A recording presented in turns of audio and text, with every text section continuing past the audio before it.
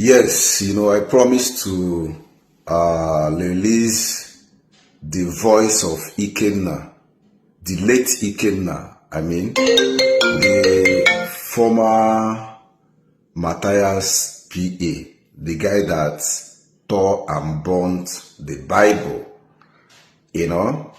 because of the teachings Mathias we are giving to them online. He's a graduate with first class, a very brilliant and intelligent student, according to people that know him. The guy was doing well, or has been doing well, before he decided to join Omina Nabu's Ezioku and became Mathias PA. I have up to 30 minutes voice of that guy. But what I'm going to do is that I would be releasing them one after the other. I'm going to release like 6 minutes voice. How the whole sickness started, according to the guy. I will start from there. How the sickness started. He said they went to an event, I think the Israel marriage or whatever. From there he started noticing eyes crashing and the rest. I'm going to put the voice. So let's start from how the whole sickness started. Then tomorrow or next tomorrow, I will be cutting other voices of him and be putting it gradually. I gave Mathias 72 hours to at least explain. I'm not saying that Mathias is the one that bite the guy. You guys should not misunderstand me. But what I'm saying is the sickness that guy suffered, what's the name of that sickness? We want to know. I'm going to be fair enough not to edit anything from this voice. I'm going to be fair to Mathias. I'm going to be fair to the guy. I'm going to be fair enough to myself not to edit or remove anything from that voice. I'm going to play all those voices exactly the way it is, because they are also decide the guy spoke good about Mathias, So I'm not going to remove anything on that voice.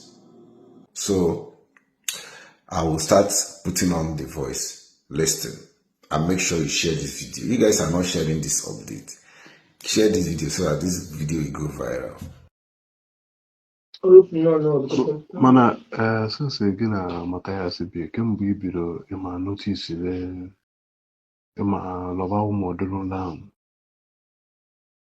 Let's see. Okay, let's see. Okay. Let's see.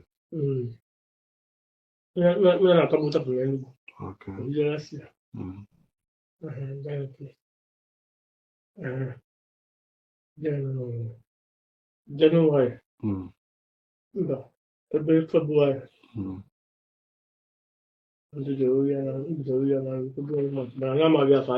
Okay, just money in a final constantly. Yes.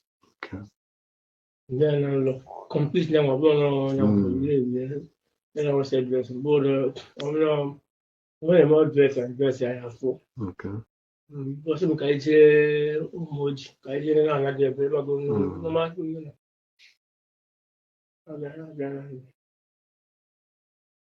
I'm a border tomorrow. I'm a buying a bomb.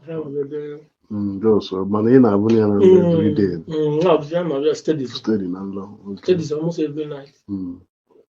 So next week, I can mom na ba na machiko. Mom na ba machiko.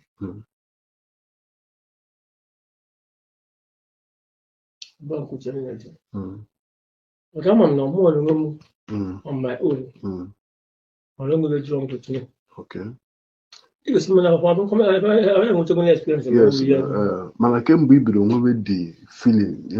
Like here, name can be with the feeling. Busy observe for listening November 23rd.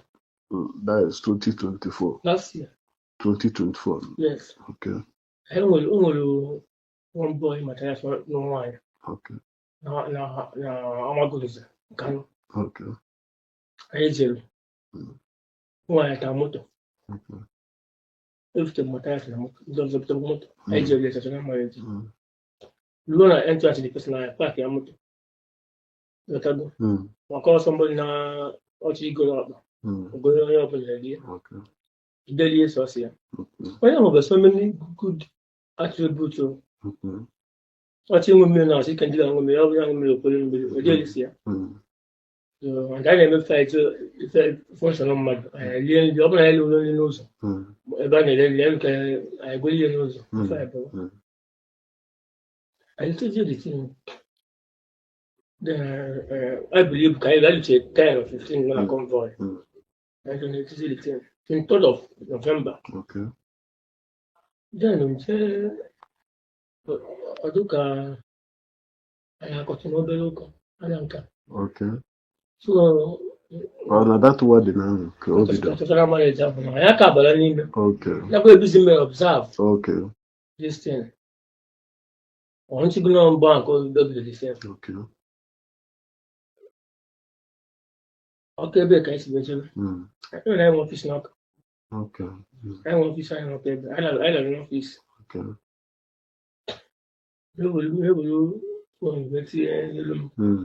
and then flat and white to member. To you, but my like in smart, I see we be public figure. Yes. Even though a mother, you want to like that, yes, you be public figure. You know, some people much and physical. When I can't is too much. That is my first observation. We are not about what I work with you. I had the function. Video the function of the chamber. Every day, I am a preacher agent. I know the function, we say the function. Now, I let go. That was on, was a day. I am a terrible. More than for near video. You are even a man. In a page. I'm mafia in a video. I'm a video. I'm even let the camera. Okay.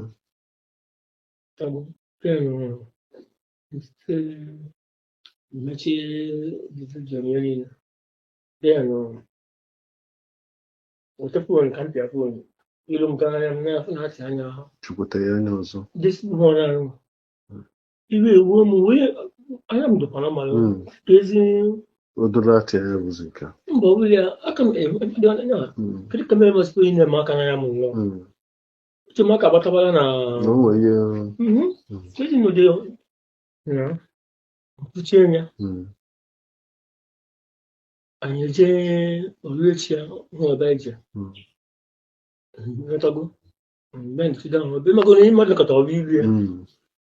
You know, not in a way. And on I do. Or that do be call for the teak. That's whatever. Go to an American discussing. You know, to hear it. I mean, I can know. But that's an outcome. I'm doing them.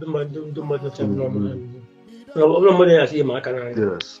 To see him, who drank at the museum. Never can I understand. Notice that now. I'm not can I am. Drank at the no character. Maybe you hope to a man. After some time, obviously. And I'm going my first observation.